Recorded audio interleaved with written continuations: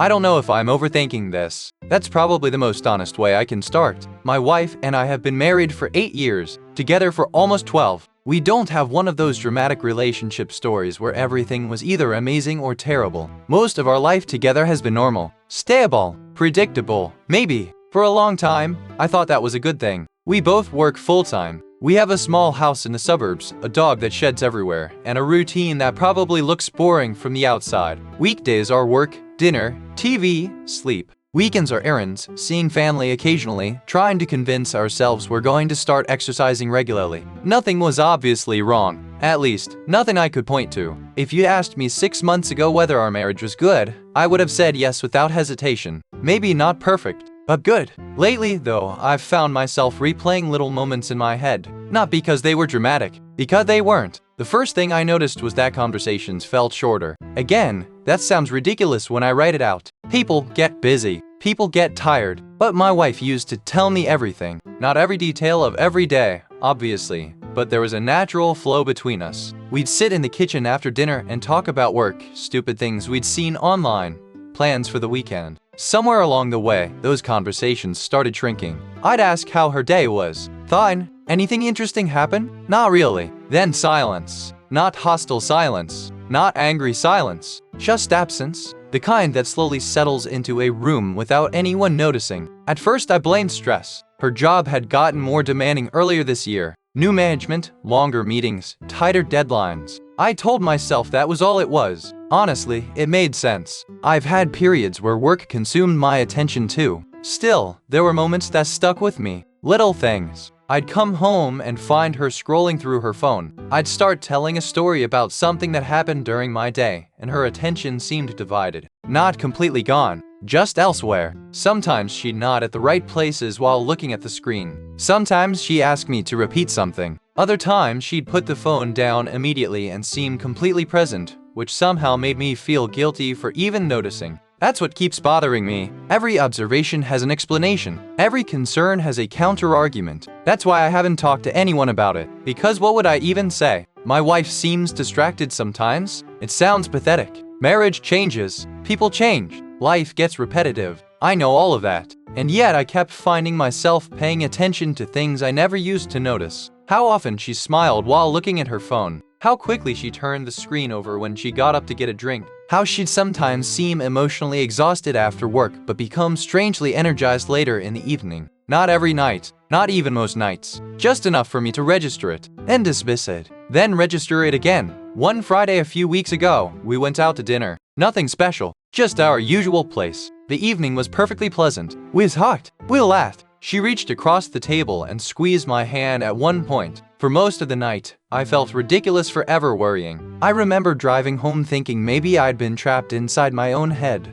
Maybe the problem wasn't distance. Maybe the problem was me paying too much attention to normal fluctuations in a long marriage. Maybe I was creating patterns where none existed. Then, as we were getting ready for bed, her phone lit up on the dresser. Just for a second. I wasn't trying to snoop. I genuinely wasn't. But I happened to glance over, and I saw a notification from someone whose name I didn't recognize. A man's name. Nothing unusual about that. No message preview. No heart emoji. No obvious red flag. Just a name. A completely ordinary name. The kind of thing that should have meant absolutely nothing. Yet for some reason, as I lay awake beside her later that night, staring into the darkness while she slept, I realized I couldn't stop thinking about it. And that was the moment I first wondered whether I was noticing something real or starting to lose trust in my own judgment. The thing about noticing something once is that it's easy to dismiss. The thing about noticing it twice is that it starts becoming a pattern. Or at least that's what your brain tells you. For the next week, I kept trying to forget about the name on the notification. I never asked about it. I never checked her phone. Honestly, I was embarrassed by how much space it had taken up in my head. It wasn't evidence of anything. My wife works with dozens of people. She has clients, coworkers, vendors, project managers, and people I couldn't even keep straight if I tried. Of course there would be names I didn't recognize. The rational part of me knew that. Unfortunately, the rational part of me wasn't the loudest voice anymore. What bothered me wasn't the notification itself. It was how many other things suddenly seemed different once I'd noticed it. Not dramatically different, just slightly off. Like a picture hanging a few degrees crooked. You can't explain why it bothers you. but once you see it, you can't unsee it. One night we were watching a show we'd been following together. Normally we'd spend half the episode making jokes or guessing what would happen next. This time, she spent most of it on her phone. Every few minutes she'd smile at something. Not a huge smile, just enough to notice. I remember pausing the show at one point because I needed to use the bathroom. When I came back, she looked up quickly and locked her screen. Again,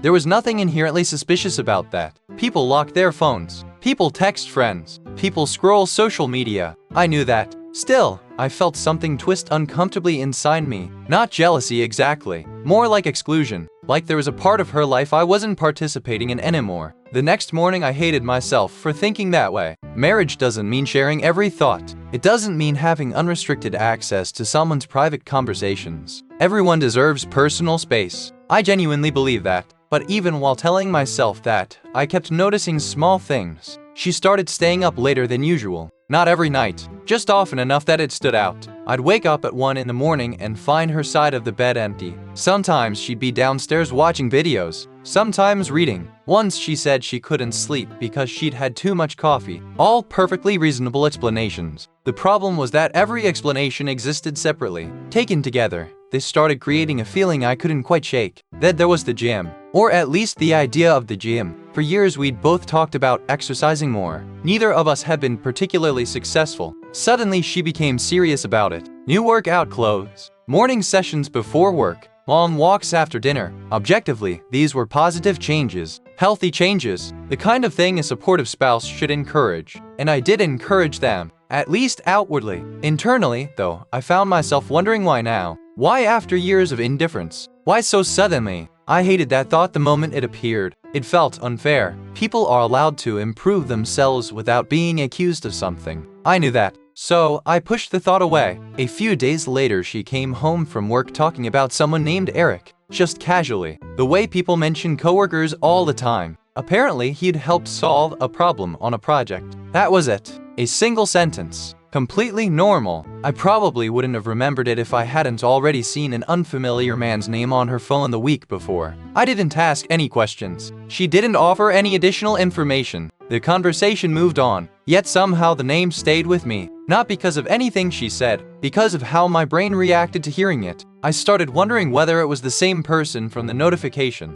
Then I immediately felt ridiculous. How many Erics exist in the world? Thousands? Millions? It was absurd, but once that possibility entered my mind, it lingered. What scared me wasn't her behavior. Not exactly. What scared me was how much mental energy I was dedicating to things that might mean absolutely nothing. I couldn't tell whether I was becoming more observant or more paranoid. And the harder I tried to answer that question, the less certain I became. Then one evening, something happened that should have been completely insignificant. Instead, it became the first moment I genuinely couldn't stop thinking about. And for the first time, I considered the possibility that I might eventually have to ask her about it. The thing happened on a Tuesday. I replayed it so many times that I could probably describe every detail of the room. The lighting, the sound of the dishwasher running, the way the dog was asleep near the back door. And that's part of what bothers me, because objectively, it wasn't a big deal. I got home a little earlier than usual, not much earlier, maybe 20 minutes. My wife was sitting at the kitchen table with her phone.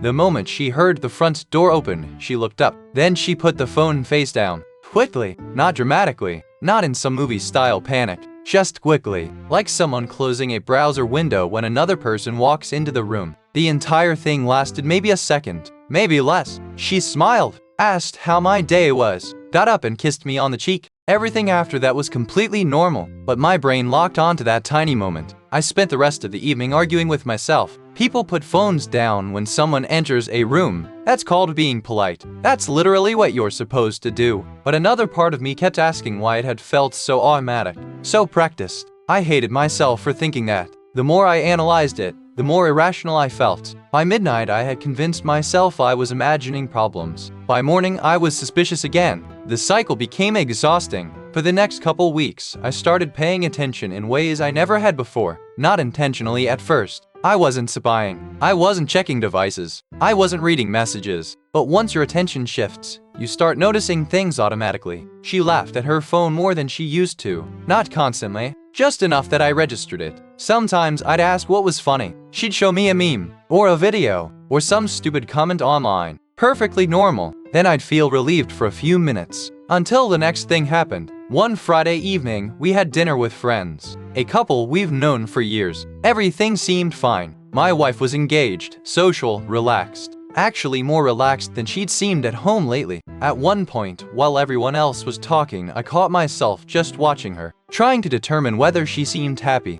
trying to figure out whether anything had actually changed. And I realized I couldn't answer. That scared me more than I expected, because if someone had asked me a year ago whether my wife was happy, I would have known immediately. Now, I wasn't sure. On the drive home, she seemed quiet. I asked if everything was okay. She said she was tired. That should have been the end of it. Instead, I spent half the night wondering whether tired was becoming her answer for everything. The worst part wasn't the suspicion. The worst part was what it was doing to my memories. Moments I'd never questioned before suddenly looked different. A work conference she'd attended 3 months ago. A night she came home unusually cheerful. A weekend when she'd seemed distracted. At the time, none of those things had felt significant. Now I found myself re-examining them through an entirely different lens. I knew how dangerous that was. You can rewrite your entire history if you're not careful. You can take ordinary events and turn them into evidence. You can convince yourself that you've discovered a pattern when you're really just constructing one after the fact. I understood all of that intellectually. Emotionally, it was harder, because once doubt enters a relationship, every memory becomes unstable. Every detail feels editable. Every explanation feels temporary. One night I found myself lying awake beside her, staring at the ceiling. She was asleep, breathing steadily, completely peaceful, and I remember thinking how absurd the situation was. The woman sleeping next to me had never given me a concrete reason not to trust her. Not once. There were no suspicious texts, no unexplained absences, no obvious lies, nothing. And yet I felt increasingly uneasy, as if I were sensing something without being able to identify it. Or worse, as if I were creating something that didn't exist. A few days later, I almost brought it up. We were sitting together after dinner. The conversation had gone quiet. The opportunity was there. I could have said, "You seem distant lately." Simple, non-accusatory, honest. Instead, I said nothing, because I was terrified of two possibilities. The first was that I was right. The second was that I was wrong, and I genuinely didn't know which outcome scared me more. Then, the following week, a casual conversation at work led to something unexpected. Something that would push me toward talking to someone else for the first time. And once I did, I started hearing my own situation differently. The person I ended up talking to was my younger brother. Not because I planned to. It just happened. We met for lunch one Saturday. Nothing unusual. We try to get together every month or two, mostly to complain about work and pretend we're both more put together than we actually are. I hadn't intended to bring up my marriage. Honestly, I was still embarrassed by the whole thing. What was I supposed to say? My wife seems slightly different lately? Even in my own head it sounded weak. But eventually he asked how things were going at home, and instead of giving the automatic everything's fine answer, I hesitated. Apparently he noticed, because he immediately asked, "What's that look for?" I laughed it off at first, then I surprised myself by telling him, not everything, just enough. The distance, the phone, the shorter conversations, the strange feeling I couldn't shake. When I finished, he sat there quietly for a moment. Then he said something I wasn't expecting. That could mean something. My stomach tightened. Then he continued, or it could mean absolutely nothing. I almost laughed from relief, because that's exactly where I already was, stuck between those two possibilities. He didn't tell me I was crazy. He didn't tell me I was right. Instead, he asked questions. Had she lied about anything? No. Had I found evidence of cheating? No. Had I noticed major changes in her schedule? Not really. Had she stopped caring about the marriage entirely? No, not at all. Actually, that was one of the things confusing me most. Some days she seemed distant. Other days she seemed almost completely normal. A few nights earlier we'd cooked dinner together and spent 2 hours laughing about some terrible reality show. There were still moments that felt like us. Real moments. That's what made everything so difficult. If she'd become cold all the time, maybe I'd know what to think. If she'd become openly secretive, maybe I'd know what to do. Instead, it felt like trying to measure fog.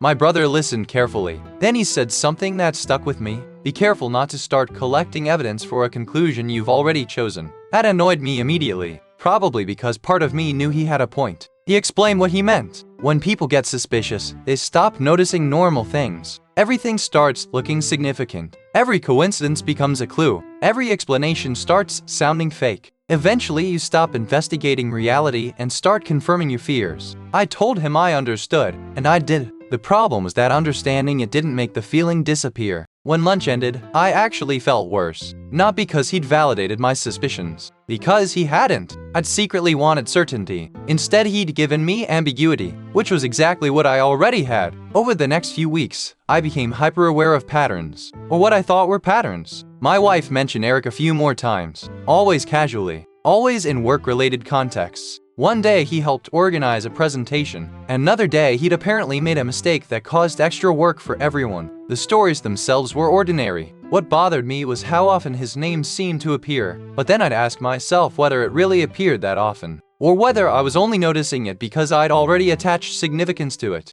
I genuinely couldn't tell. One evening she mentioned a group happy hour after work. Again, completely normal. She'd attended plenty of work events before. The difference was that this time, my mind immediately started calculating. Who would be there? Would Eric be there? Why was I even asking myself that? By the time she got home that night, I was angry at myself. She walked through the door smiling, said she'd had a good time, gave me a quick kiss, asked about my evening. Everything seemed perfectly ordinary. Yet as she talked about the event, I found myself studying tiny details. Her tone, her expressions, whether she volunteered information or waited to be asked. It was exhausting. I hated the version of myself I was becoming. The suspicious version, the analytical version, the version that couldn't simply accept a normal explanation anymore. Then something happened that disturbed me for an entirely different reason. Not because of what my wife did, but because of what I caught myself doing. And once I realized it, I started wondering whether the real problem wasn't her behavior at all. Maybe the problem was what uncertainty was turning me into. The moment that bothered me wasn't dramatic. In fact, if you'd seen it from the outside,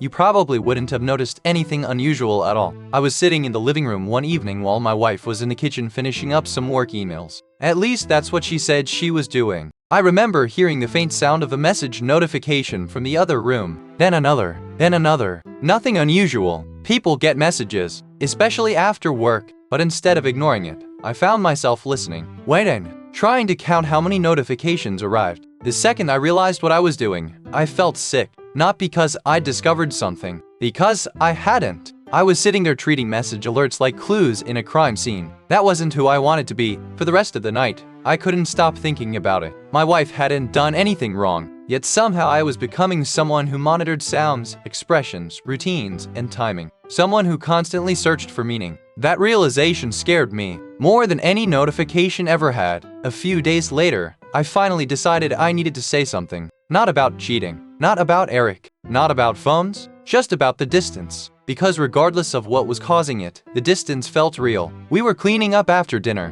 Nothing emotional, nothing intense. Just two people loading dishes into a dishwasher. I remember my heart pounding anyway, which felt ridiculous. We've been together for over a decade. Why was a simple conversation making me nervous? Finally, I said it. You seem a little different lately. She looked up. Different how? The question immediately made me doubt myself, because I didn't have a clean answer. I wasn't talking about one specific behavior. I was talking about a feeling, and feelings are difficult to explain. I don't know, I said. A little distant, maybe. For a second she just stared at me. Then she sighed, not dramatically, just tired. I'm sorry. That wasn't the response I expected. I asked what she meant. She shrugged. Work's been stressful. There it was again. Stress. The explanation I'd already given myself 100 times. I asked whether everything was okay. She said yes. I asked whether something was bothering her. She said no. Then she asked why I was asking. Not aggressively, not defensively, just curiously. But suddenly, I felt exposed. Like I was revealing more than I intended. So I backed off. I told her I'd just noticed she'd seemed distracted lately. She nodded, said she'd been overwhelmed, said she was trying to manage too many things at once. All of it sounded reasonable, completely reasonable. And yet when the conversation ended, I felt strangely unsatisfied. Not because she'd refused to answer, because she had answered. The problem was that her answers explained everything and nothing simultaneously. Technically,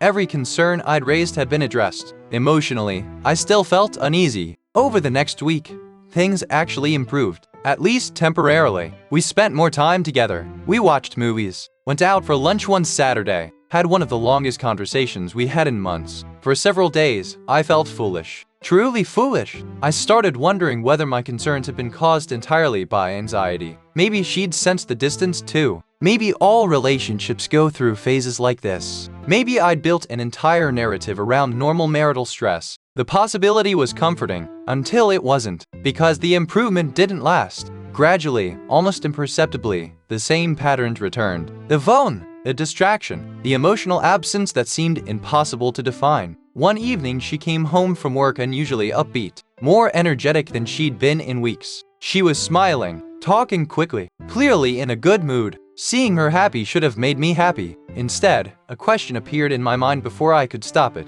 What happened today? I hated myself for thinking it. The entire point was that I wanted her to be happy. Yet somehow her happiness had started making me suspicious. That realization hit me hard, because it meant the uncertainty was changing the way I interpreted everything. Good moods, bad moods, silence, conversation. Everything had become evidence for whatever theory I happened to believe that day. I began wondering whether trust erodes gradually like this, not through lies, not through betrayal, but through endless unanswered questions. Then, late one night, I overheard something completely ordinary. At least I think it was ordinary. The problem was that once I heard it, I couldn't stop replaying it. And for the first time, the name Eric stopped feeling abstract. The thing I overheard happened by accident. I wasn't eavesdropping, at least, not intentionally. It was late. I had gone upstairs to grab my phone charger and realized I'd left it in the bedroom. My wife was already in there. The door wasn't fully closed. As I walked down the hallway, I heard her laughing. Not unusual,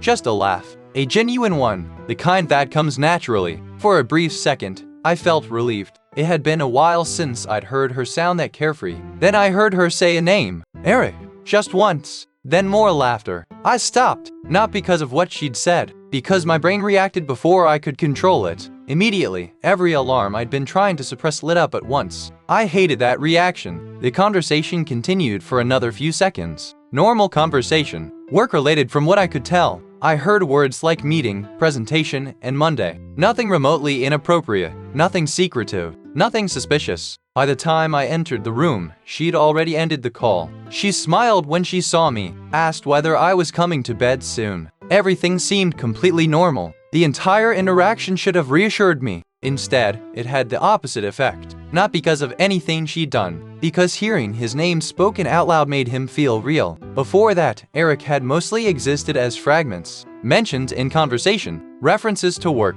an occasional thought I couldn't quite shake. Now my mind had attached a voice, a context, a presence to him, and that made it harder to ignore. Over the following days, I found myself thinking about him far more than I wanted to admit. Not because I believed something was happening, because I couldn't determine whether something was happening. The uncertainty itself became the problem. I started noticing how often I thought about it during the day. At work, driving, lying in bed, watching television. The thoughts arrived automatically. Then I'd spend the next hour arguing against them. One moment, I'd feel ridiculous. The next, I'd feel convinced I was missing something obvious. Back and forth, constantly. The worst part was how isolated it felt. I couldn't talk to my wife about every anxious thought. That wouldn't be fair. Imagine being accused because your spouse couldn't stop imagining possibilities. At the same time, keeping everything inside was becoming exhausting. Every interaction felt loaded. Not because she was acting suspicious, because I was analyzing everything. One night she sat next to me on the couch and rested her head on my shoulder. A simple gesture, one that should have reassured me. Instead, I found myself wondering whether she was compensating for something.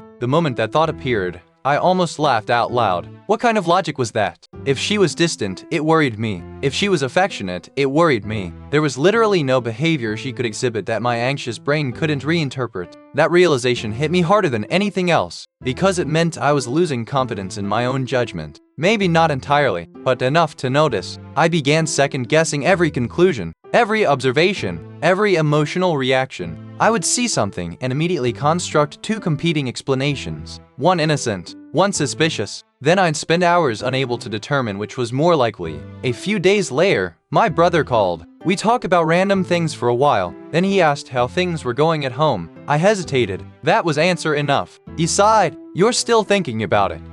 Anything new? I thought about the question. Technically, no, there was still no evidence. No lie, no contradiction, no discovery, nothing concrete whatsoever. And yet somehow I felt worse than I had weeks earlier. Because uncertainty accumulates. It doesn't stay the same size. It grows Every unanswered question attaches itself to the previous one, until eventually you're carrying something much heavier than the individual pieces. My brother listened quietly. Then he asked a question that stuck with me. When was the last time you felt completely certain everything was okay? I opened my mouth to answer, and realized I couldn't. Not because I thought something was definitely wrong, because I genuinely couldn't remember the last time I'd stopped evaluating, stopped analyzing, stopped looking for signs. That frightened me, more than Eric, more than the phone, more than any individual concern, because it suggested something fundamental had changed inside me. Then, a few nights later, something happened that felt important in the moment. Something small, something that could have meant absolutely nothing, but it became the closest thing I'd had to a clue.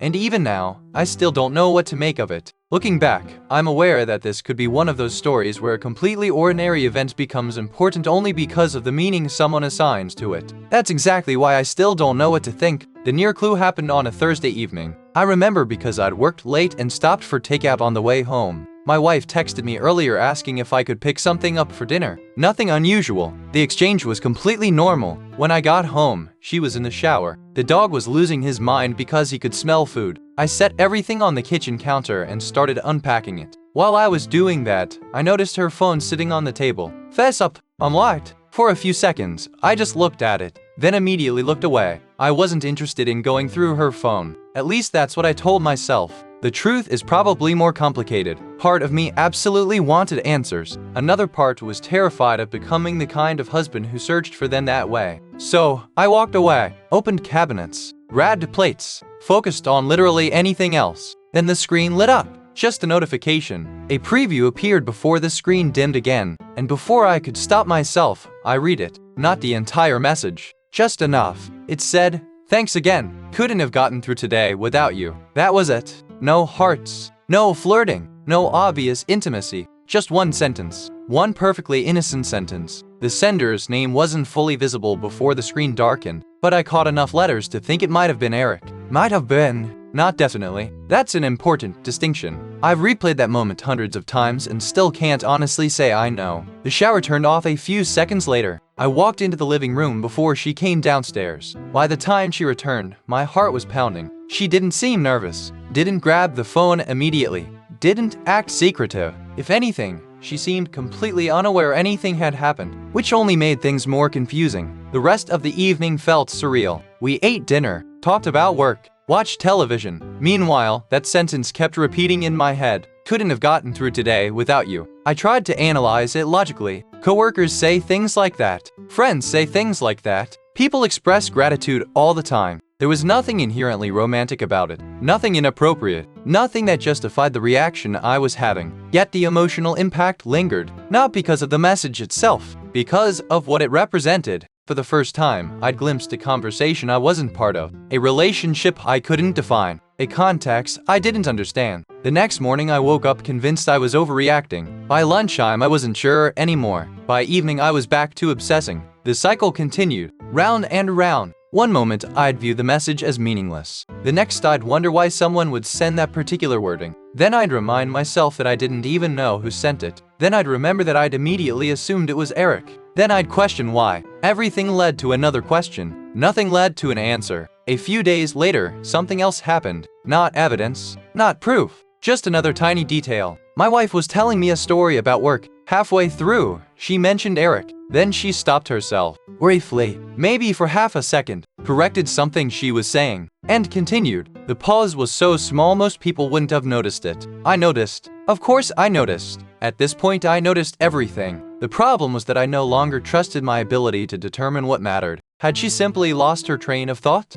Forgotten a detail? Chosen different wording? Or had I witnessed a moment of self-correction? A moment where she almost said something she didn't intend to? I genuinely don't know. That's the truth. I don't know. And that's what made the following weeks so difficult. Because after the message, after the pause, after months of uncertainty, I found myself approaching a point I never wanted to reach. I wasn't looking for proof anymore. I was looking for relief. Any relief. From the constant questioning. From the endless mental loops. From the exhausting possibility that I might be wrong or right. And somehow, both possibilities had become equally frightening. I don't think people talk enough about what prolonged uncertainty does to you. Not uncertainty about major life events. I'm talking about the smaller, quieter kind. The kind that settles into your thoughts and refuses to leave. The kind that never gives you enough information to reach a conclusion. For months, I had been living in that space, not knowing, questioning, reevaluating, repeating the same mental arguments over and over until they felt worn smooth. Eventually, it started affecting everything. My sleep got worse first. I'd wake up in the middle of the night and immediately start thinking.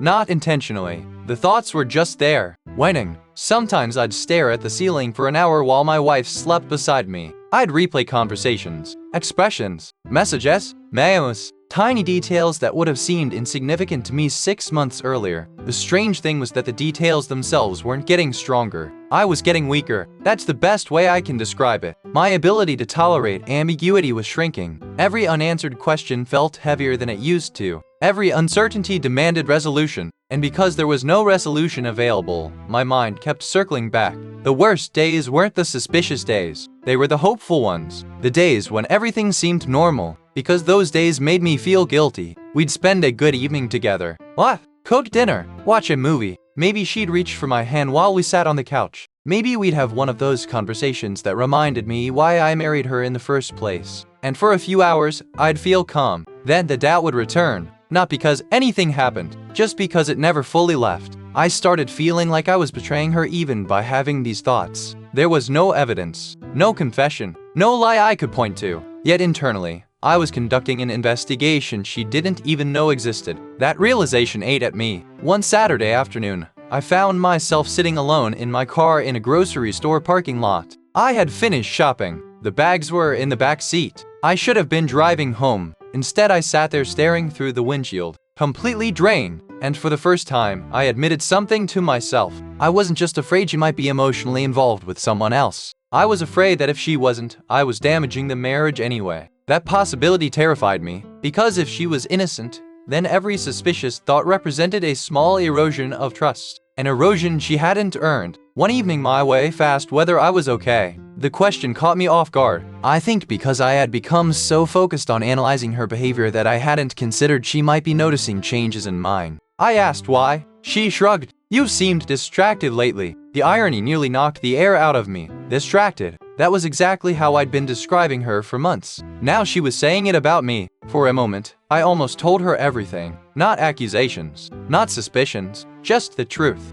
That I felt disconnected, that I was struggling, and I couldn't shake the feeling that something had changed between us. The words reached the back of my throat, then stopped, because I still didn't know what I was actually accusing reality of being. I couldn't articulate it. There was no concrete problem, only a collection of feelings and observations. And once spoken aloud, I worried they'd sound as irrational as they sometimes sounded inside my own head. So I told her work had been stressful, the exact same explanation she'd given me weeks earlier. She nodded, accepted it immediately, then put her arm around me. That simple gesture almost broke me. Not because it proved anything, because it didn't. If she'd pulled away, maybe I could have understood that. If she'd become defensive, maybe I could have understood that too. Instead, she remained frustratingly human, sometimes affectionate, sometimes distant, sometimes exhausted, sometimes cheerful. Exactly the kind of complicated person she'd always been, which made it impossible to separate genuine concerns from my own growing anxiety.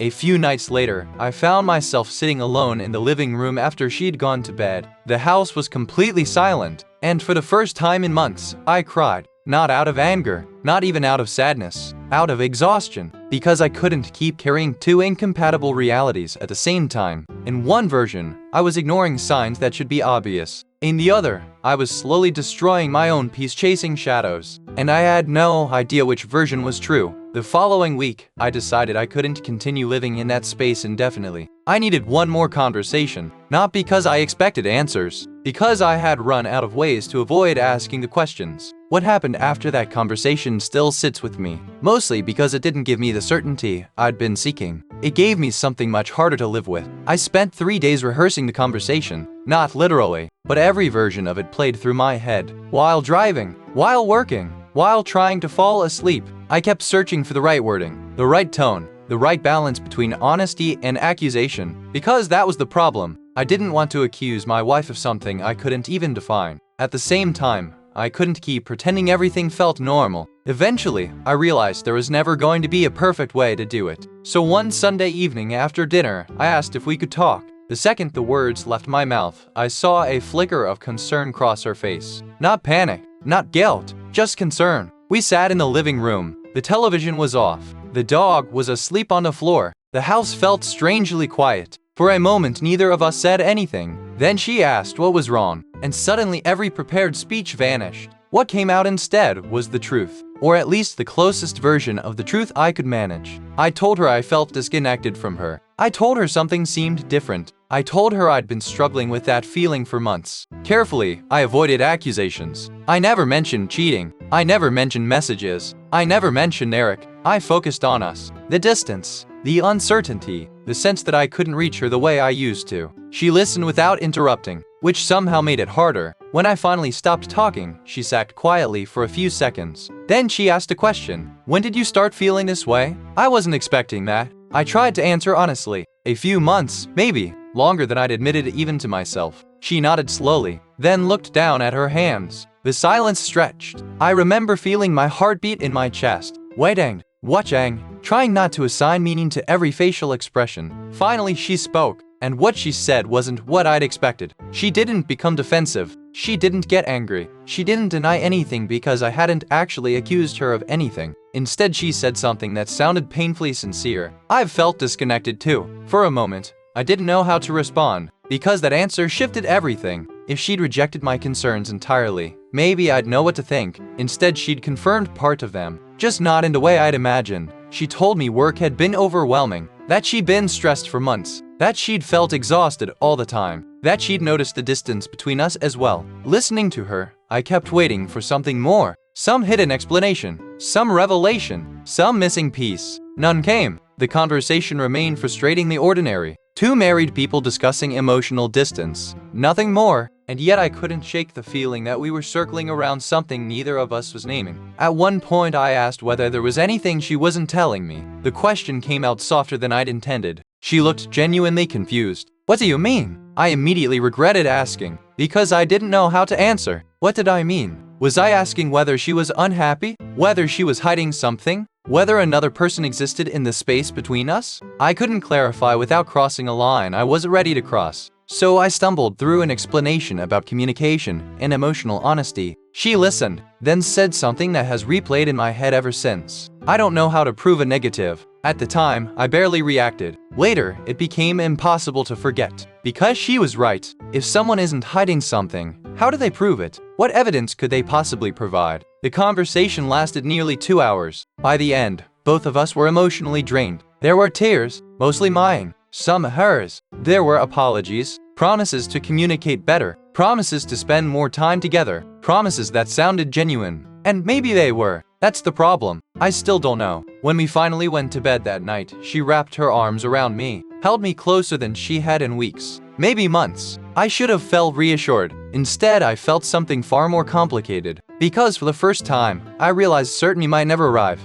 There might never be a confession. There might never be proof. There might never even be a clear answer. Only interpretations. Only trust. Only doubt. And somehow that possibility frightened me more than any outcome I'd imagined. The next few weeks would leave me standing in exactly that space, between two competing realities, still searching for solid ground, still unable to find it. It's been 4 months since that conversation. I wish I could tell you what happened next. I wish I could write one of those updates where everything suddenly makes sense, where hidden messages are discovered, where secrets come out, where someone is proven right or wrong. Instead, all I have is uncertainty. Just a different version of it. For a while after our talk, things genuinely improved. Not dramatically, not overnight, but enough to notice. We started eating dinner together more consistently. We spent less time on our phones in the evenings. We went on a couple weekend trips. Nothing extravagant, just small efforts to reconnect. And honestly, some of those moments felt real. That's the part I keep coming back to. They didn't feel forced. They didn't feel like someone going through the motions. There were nights when we'd sit together talking for hours and I'd think, maybe I was wrong. Maybe this was exactly what she'd been saying all along. Maybe stress had created distance. Maybe routine had created distance. Maybe life had created distance. Maybe I had mistaken emotional drift for something more sinister. There were days when I genuinely believed that. Then there were other days. Days when the old doubts returned. Not because of anything major, because of tiny things. The kinds of things that seem ridiculous when written down. A smile at a phone screen. A conversation that ended when I entered the room. A mention of Eric. A pause that lasted half a second longer than expected. Nothing, always nothing, and yet never entirely nothing.